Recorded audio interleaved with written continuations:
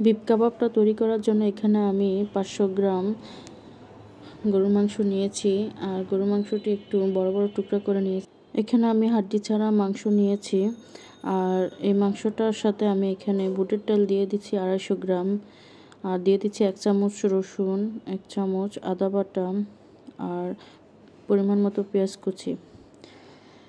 তারপর 1 চামচ হলুদের গুঁড়া আর 1 চামচ মরিচের গুঁড়া। মরিচের গুঁড়াটা একটু কম দিয়েছি। আর এখানে আমি দিয়ে দিচ্ছি সব ধরনের গরম মশলা। গরম মশলাটা এখানে আমি রাঁধুনি, জয়ফল, জয়ত্রী, সাদা এলাচ, তেজপাতা, ধনিয়া গুঁড়া, গোলমরিচ, স্টার মশলা, শাহি জিরা, আর এলাচ, কালো বড় এলাচ, আর হচ্ছে গিয়া দারচিনি।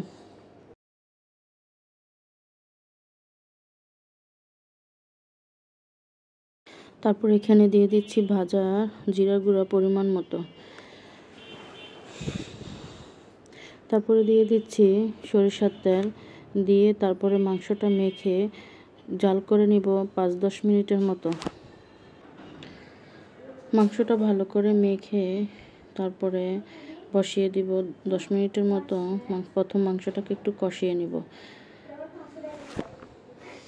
একটা মা যখন বলে যে আজকে আমার বাচ্চা স্কুলে যেতে চায় না, জোর করে পাঠিয়েছি, কিন্তু ওই মা পাঠানোর পরে যখন শুনে যে ওই সন্তান আর পৃথিবীতে নেই, এমন একটা দুর্ঘটনা আসলে কেউ মেনে নেওয়ার মতো না।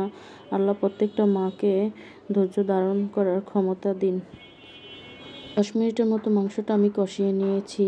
তারপরে এখানে আমি নেড়ে ছেড়ে তারপরে পরিমাণ মতো পানি দিয়ে তারপরে আবার 10 মিনিটের মতো মাংসটা জাল করে নিব সিদ্ধ হওয়া পর্যন্ত।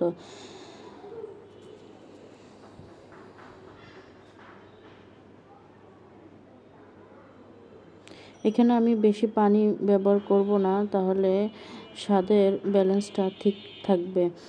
আর ঢাকনা দিয়ে 10 মিনিট জাল করে নিব।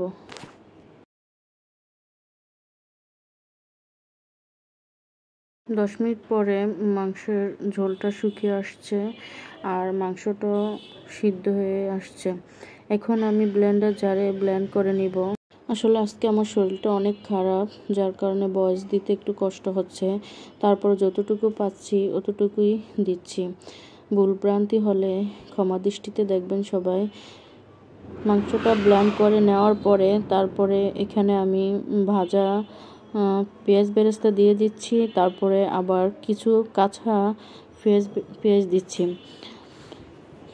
আমি এখানে সবসময় যখন কাবাব তৈরি করি তখন পুদিনা পাতাটা দেওয়ার চেষ্টা করি, কিন্তু হাতের কাছে না থাকাতে দিতে পারি না। তারপরে দিয়ে দিচ্ছি এখানে কাঁচামরিচ কুচি, দিয়ে ভালো করে মেখে নিব। মেখে নেওয়ার পরে এখানে আমি চাউলের গুঁড়া দিয়েছি অফ ক্যামেরায়, আসলে ভিডিওটা করতে ভুলে গিয়েছি। আচ্ছা যাই হোক, মেখে নেওয়ার পরে এখন আমি এখানে একটা ডিম দিয়ে দিচ্ছি, দিয়ে তারপরে ভালো করে মেখে নিব। আসলে কম বেশি সবাই পারে কাবাব তৈরি করতে, কিন্তু যারা পারে না তাদের জন্য হয়তো একটু উপকারে আসবে। মেখে নেওয়ার পরে এখন আমি কাবাবটা তৈরি করে নিব। হালকা তেল দিয়ে নিব হাতে, তাহলে হবে কি আর কাবাবটা সুন্দর সেট হবে আর লাগবে না। এভাবে আমি সবগুলো কাবাব তৈরি করে নিব।